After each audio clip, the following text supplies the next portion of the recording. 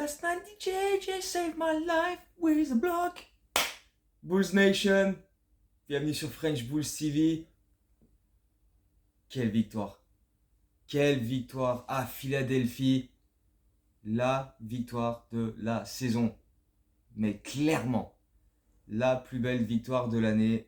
C'était dingue. Chicago s'impose à Philadelphie en 2 prolongations pour mettre fin à cette foutue série Joel Embiid qui n'avait jamais perdu face aux Bulls dans sa carrière. 12 victoires, 0 défaite, blablabla.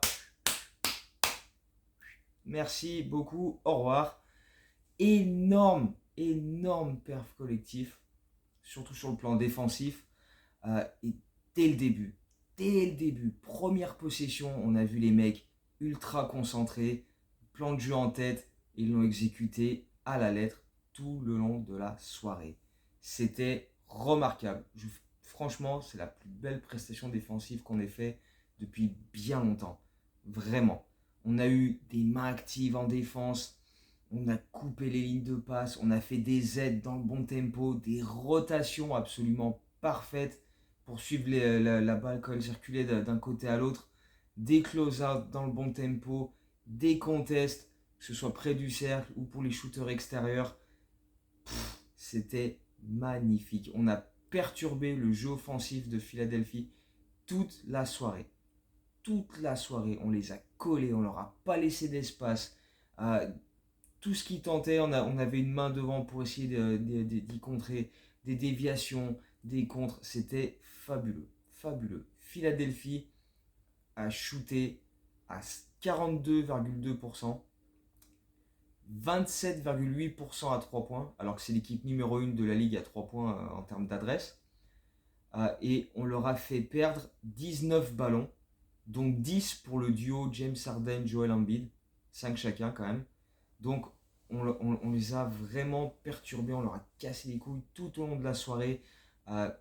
Mais vraiment, on a imposé du physique, on a bloqué les drives, on a été, mais vraiment, voilà, dès que quelqu'un essayait d'attaquer le cercle en passant sur les côtés, il y avait une aide, il y avait une main qui venait là pour intercepter les ballons tout le long du match. Première mi-temps, deuxième mi-temps, 2 prolongations. C'était énormissime. On a quand même volé 12 ballons et on a placé 7 contre. Et donc quelques-uns qui étaient vraiment propres. Ultra clutch évidemment. On va revenir sur celui de DJJ. Mais voilà, tout le long du match, on était super appliqués, concentrés. Il n'y a pas eu trop de moments de relâchement où on prenait des gros runs, où on était... voilà, on subissait les choses. Non.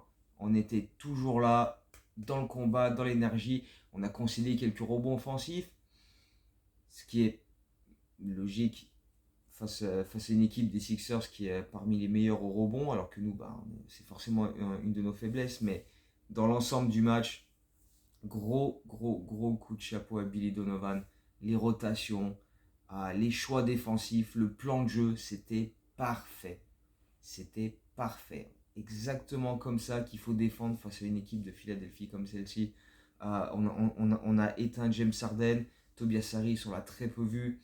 Maxey, il a eu ses moments. Joel Embiid, c'est Joel Embiid. 37 points, 17 rebonds, 11 sur 22 au shoot. Mais même comme ça, tu vois, on l'a forcé à rentrer des gros shoots. Vucevic a été très propre, mais je vais revenir individuellement sur les gars après. Mais voilà, Donovan a fait vraiment des choix de très grande qualité ce soir. Il s'est pas trompé à aucun moment. Il a vu ce qui se passait sur le parquet. Le joueur qu'il avait sur son banc qui pouvait régler le moins de problèmes. Allez, à ton tour. Javonte Green, premier match depuis le 31 décembre. Ensuite, il s'était fait opérer du genou. Il faisait son retour. Il est rentré dès le premier quart-temps. Au bout d'une minute de jeu, il avait déjà dévié 2 ballons. Des hustle plays dans tous les sens. Ultra actif, comme à son habitude, de l'énergie, etc. Derrick Jones Jr., rapidement mis dans le match, alors que jusqu'ici, quand Donovan l'utilisait, c'était dans les quatrièmes quart-temps parce que Drummond faisait n'importe quoi. Donc il finissait par mettre Derrick Jones Jr. qui a dû jouer genre 3 minutes le dernier match et 2 minutes le match d'avant. Et avant ça, c'était cloué sur le bout du banc et il bougeait pas. Là, il a eu des minutes et à chaque fois, il a eu un impact énormissime. Euh, Même offensivement, à un moment, il met un 3 points en fin de possession. Il va mettre un bon and one en provoquant une faute de Joel Embiid. Joel Embiid qui va sortir pour 6 fautes dans la deuxième prolongation. Et justement, au moment où Embiid sort, pas directement derrière, pas la première possession derrière, mais vu que les Sixers n'avaient plus vraiment de point d'ancrage à l'intérieur parce que Paul Reed, il allait absolument pas toucher un ballon offensif à ce moment-là du match. Euh, C'était Maxi et James Harden qui avaient les tickets shoot. On est passé en small ball. On a mis Derrick Jones Jr. poste 5 pour défendre une dernière possession. Il a mis un contre énorme sur James Harden qui est parti au cercle. Derrière, Philadelphie récupère le rebond, tente un nouveau shoot. Derrick Jones Jr. prend le rebond. Et derrière, Kobe White va mettre deux lancers francs qui scellent le sort de ce match-là. Donc ouais, Derrick Jones Jr. Voilà. Ça, c'est... Le mec, il a très très peu joué dernièrement, hors de la rotation. Et quand il rentre ses 2 minutes, il se tient prêt, professionnel. J'adore ce joueur, j'adore DJJ. Ça me faisait vraiment chier de le voir cloué sur le banc aussi longtemps. Mais voilà, il est rentré et il a fait son taf. Il a été extraordinaire. Extraordinaire. Super clutch, super décisif. De l'impact tout le temps. Tout le temps, tout le temps. Donc voilà, dans les choix de Billy Donovan, voilà, de donner des minutes à Derrick Jones, de donner des minutes à Javonte Green. Certes, il manquait Caruso, mais voilà, il manque Caruso et on te sort une prestation défensive aussi accomplie, aussi fabuleuse.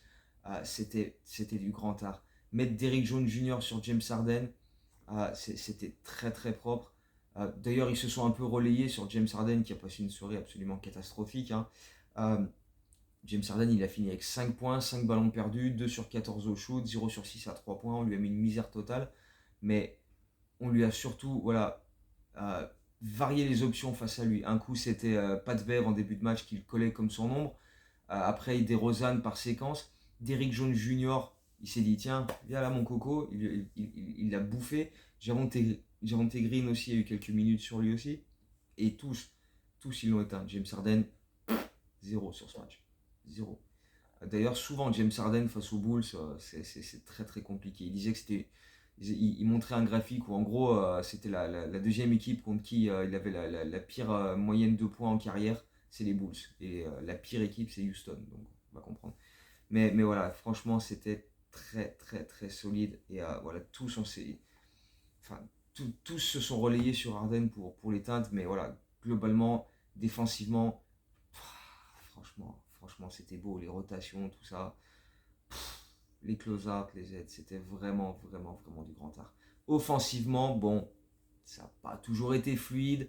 C'était même parfois très très statique avec le porteur de balle qui regardait s'il y avait des solutions autour de lui et il voyait 4 piquets, pas un qui bougeait, pas une solution, pas un cut, rien. Surtout en première mi-temps, c'était vraiment beaucoup trop statique. Pas de mouvement, pas de solution.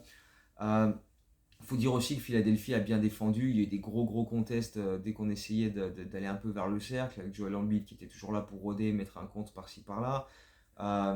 Donc voilà, c'était pas trop évident. Mais par contre, en deuxième mi-temps et ensuite en prolongation, donc après la deuxième mi-temps, on a été beaucoup plus, comment dire, beaucoup plus agressif vers le cercle. On a beaucoup plus attaqué. On a provoqué beaucoup de lancers francs aussi, sachant qu'au dernier match, on avait fait 6 sur 6 au lancer franc. On n'avait shooté que 6 lancers francs en 48 minutes. Là, on en a pris 29 quand même, on en a mis 24. Donc, on a modifié des choses à la mi-temps. Donc, ça aussi, c'est des modifications faites par Donovan, etc. Donc, voilà, honnêtement, sur ce match-là, il n'y a absolument rien à lui reprocher. Quand il a fait de la merde pendant la saison, on l'a dit, mais là, sur ce match-là, chapeau Billy, parce que c'était vraiment top. Donc, grosse prestation. Et puis pour revenir sur les prestations individuelles, le Big 3 a été énorme. Vooch, Demar, Zach, ça cumule 72 points à 26 sur 54 au shoot, 22 rebonds, 11 passes décisives, 10 interceptions. Donc à eux 3, ils ont 10 des 12 ballons volés par l'équipe. c'est juste, c'est juste énorme. Les autres ballons volés, c'est Pat Bev et Javonte Green, voilà, qui a fait son retour, qui a joué 8 minutes. Euh, Vooch a été excellent en défense pour gêner au maximum Joel Embiid. Il y a eu des bons contests près du cercle. Même quand Joel Embiid essayait de s'écarter, il restait près de lui. Sur les pick and roll qu'ils ont tenté de mettre, voilà, il restait en drop près du cercle. Voilà, il était vraiment, en termes de placement, toujours au bon endroit, au bon moment, dans le bon timing. Vraiment top, top. Euh, Zach LaVine, il a rentré quelques gros shoots encore. Il a été super clutch dans les deux prolongations. Demar DeRozan, pareil, 25 points, 8 rebonds, 10 sur 22. Euh, des gros shoots, des drives en force en fin de match pour égaliser, mettre des lancers francs. Il a piqué un ballon dans les mains de James Harden aussi quand il partait vers le cercle. Euh, Encore une fois, ultra clutch, Demar DeRozan. C'est pas King of the Force pour le coup, c'est King de Lottie. Donc non, franchement, c'était propre. Euh, Kobe White, excellent défensivement, mais des hustle play dans tous les sens. À un moment, il a pris Joel Embiid dans la tronche. Je me suis dit, il va pas revenir dans le match. C'était, je crois, juste avant la fin du troisième quart-temps. Il est parti au vestiaire. Je pense qu'il a aussi, je pense que sur l'action, le genou d'Embiid percute son genou et du coup, il l'a senti passer. Et au final, il est revenu et il a été très bon en prolongation aussi. Mais tout le long du match, ouais, des gros shoots. euh, et voilà, un impact défensif important parce que voilà, il a donné de sa personne. Pat Bev aussi, plusieurs fois il s'est mis sur le chemin d'Embiid pour provoquer des passages en force. Il a encaissé des contacts, il se relevait, il applaudissait, tu vois, c'était vraiment. Tout le monde a fait de gros efforts sur ce match-là et vraiment, c'était un régal. C'était un vrai régal de voir ça. Tout le monde concerné, tout le monde appliqué et impliqué. Euh, Ayo aussi a fait peut-être son meilleur match défensif depuis 2-3 semaines parce qu'il a vraiment été actif à ce niveau-là aussi. Offensivement, on l'a vu faire deux bons lay-up voilà, dès qu'il a un peu d'opportunité de partir en transition, qu'il a un peu d'espace, c'est là qu'il est le meilleur offensivement. Mais ouais, défensivement, il a fait un gros taf là aussi, donc gros coup de chapeau à lui. Même Drummond a fait des passages plutôt solides où il était appliqué. Donc non, vraiment, toute l'équipe a été extra. Donc voilà, une belle performance collective, une super victoire face aux Sixers qui fait tellement plaisir parce qu'elle est gagnée là-bas, c'est pas simple, hein. Ils étaient deuxième à l'Est avant ce match-là. Ils avaient gagné 8 matchs de suite avec un Joel Embiid qui mettait plus de 30 points à chaque fois. Il l'a encore fait ce coup-ci, mais dès qu'il est sorti pour 6 fautes, on a pris l'ascendant et on a fait la différence. C'était un peu la même chose que la double prolongation contre Minnesota l'autre jour où Gobert sort pour 6 fautes dans la deuxième prolongation et derrière on a plus d'espace pour attaquer le cercle et on met des lay-ups, quoi. Donc non, franchement, rien à redire. C'est notre troisième victoire consécutive et troisième victoire en 4 matchs enfin troisième victoire donc de suite, troisième victoire en 4 soirs parce qu'on a joué 3 soirs sur 4 et il y a 2 matchs sur cette série où on est allé en double prolongation, donc faut quand même physiquement, tu vois, mentalement, faut quand même s'y filer et les Bulls ont été extraordinaires parce que battre Minnesota en double prolongation le vendredi, battre Miami le lendemain et gagner à Philadelphie en double prolongation 48 heures plus tard, c'est du grand art. Franchement, c'est très fort. Donc là, rien à redire, c'est superbe. 3 victoires de suite, on est plus que jamais dans le play-in, parce qu'en plus Indiana a perdu contre Charlotte. Donc là, il commence un peu à décrocher. Et on retrouve Philadelphie dès demain soir à Chicago pour essayer de maintenir cette dynamique, ce momentum, parce que là en ce moment la confiance dans le groupe, là c'est... Quand tu livres ce genre de prestations, et en ce moment là les prestations on les enchaîne, elles sont vraiment top, elles sont abouties, elles sont accomplies. Donc pourvu que ça dure comme ça le plus longtemps possible pour qu'on se crée un énorme momentum à l'approche du play-in et des playoffs. Parce que si on continue sur cette voie-là, si on est capable enfin d'enchaîner les prestations de cette qualité-là et d'enchaîner les victoires, ouais, on va aller en playoff. Ouais. ce qui nous a manqué toute la saison, c'est de la continuité. Si on l'a maintenant, c'est le meilleur moment. C'est le meilleur moment pour avoir cette foutue continuité qu'on n'a jamais eue pendant 68 matchs. Là, ça y est. Là, ça y est. Si on l'a maintenant, ah, quand même. En plus, si Caruso revient, on a tout le monde, à part Lonzo évidemment. Lonzo, j'y reviendrai dans la prochaine vidéo. Il a eu son opération au genou. Mais voilà. Après le prochain match contre Philadelphie, live tweet. Donc soyez là sur Twitter. Le match est à 1h du matin. Live tweet.